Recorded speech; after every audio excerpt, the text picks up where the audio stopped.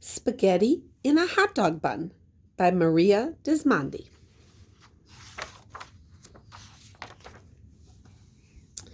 The delicious smell of breakfast filled the air as Lucy's grandpa handed her a plate. Lucy smeared ketchup on her toast.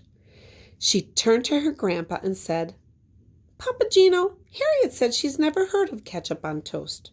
Her family uses butter and jelly." "It's okay. Not everyone likes the same thing, Lucy. Doesn't mean one person is wrong or right.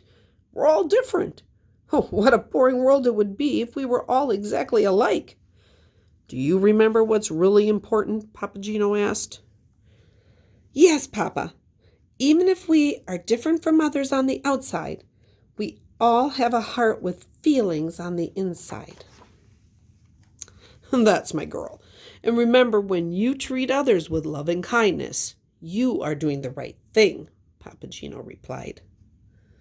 On the school bus, Lucy and her friend Harriet pulled out some paper and crayons. Sitting across from them was Ralph. As usual, Ralph sat alone, staring out the window. He looked over at them and rolled his eyes. In the classroom, Lucy sat down near the teacher.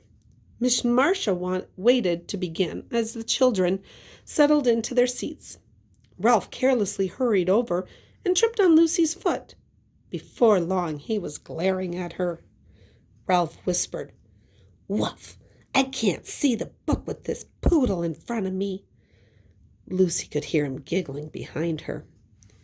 "Oh no, why did it have to be me?" she wondered. During lunch, Harriet shouted one of her silly jokes over the other children's voices. As the girls ate, their bellies shook with laughter. Across the table, Ralph hollered, "Yuck! That smells disgusting! And who ever heard of eating spaghetti in a hot dog bun? Don't you think that's gross, Tony?" Tony and the other children at the table turned away from Ralph, shaking their heads. Ralph continued, "Poor little Lucy with her hair so poofy." Tears filled Lucy's eyes, and she began to cry. On the way home, Lucy thought about what happened. Maybe Ralph is mean to me because he thinks being different is bad. I wish he would stop teasing me.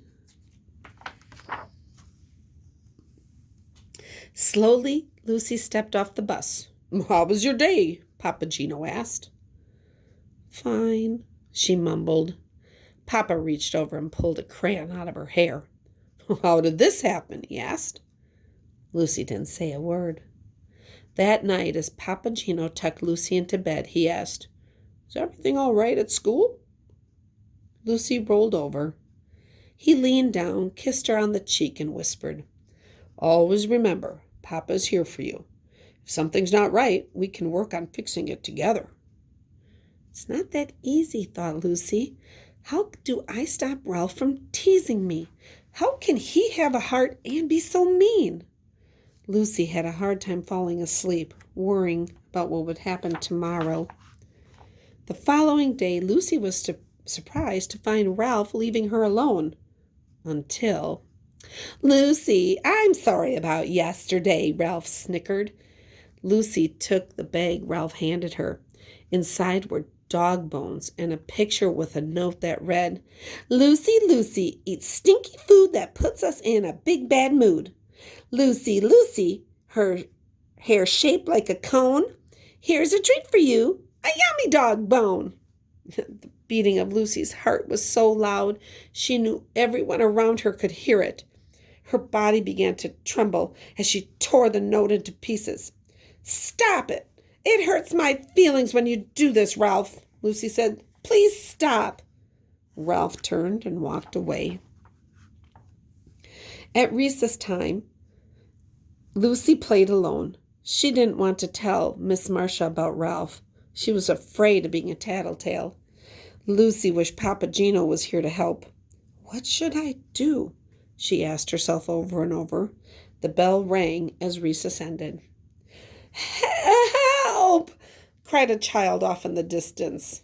Tony ran up and yelled, "Ralph got himself self stuck at the top of the monkey bars. It's the funniest thing I've ever seen. This is my chance. I'll go tell Ralph how mean he really is. M-E-A-N, mean, Lucy said under her breath and stomped off toward the monkey bars. When she reached Ralph, Lucy paused.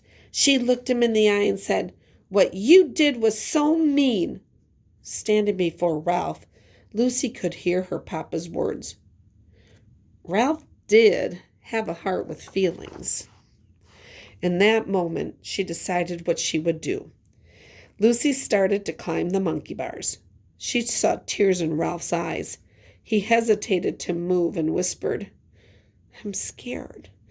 Lucy reached for him and said, "Here, take my hand," and she helped him down. The two walked back into the classroom without saying a word. On the way home, Lucy sang songs with Harriet as the bus pulled up to her stop. Ralph suddenly reached over and handed her a picture.